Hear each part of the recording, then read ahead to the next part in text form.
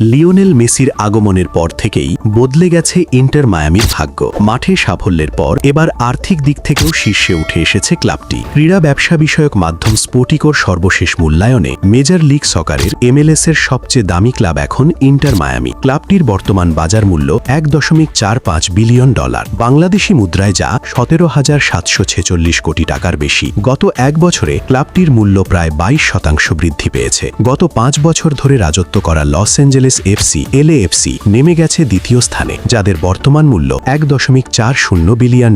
গত ডিসেম্বরে মেসির নেতৃত্বে প্রথমবারের মতো MLS কাপ জেতে মায়ামি। একই সঙ্গে MLS কাপের সেরা খেলোয়াড়ও নির্বাচিত হয়েছেন এই আর্জেন্টাইন বিশ্বকাপ জয়ী তারকা। মাঠের সাফল্য, দর্শক আগ্রহ ও বাণিজ্যিক চুক্তি সব মিলিয়ে ক্লাবটির বাজার মূল্য বেড়েছে দ্রুত গতিতে। তবে লিগ জুড়ে চিত্র একরকম নয়। মূল্যায়নের তালিকায় নিচের দিকের 12টি ক্লাবের গড় বৃদ্ধি মাত্র 2%। স্যান হোজে আর্থকোয়েকস, ভ্যানকুভার হোয়াইটক্যাপস ও CF মন্ট্রিয়ালের মূল্য বরং কমেছে। যদিও গত মৌসুমে জার্মান কিংবদন্তি টোমাস মুলারের নেতৃত্বে MLS কাপের ফাইনালে উঠেছিল ভ্যানকুভার। সব মিলিয়ে MLS এর ক্লাবগুলোর মোট মূল্য এখন $23 বিলিয়ন।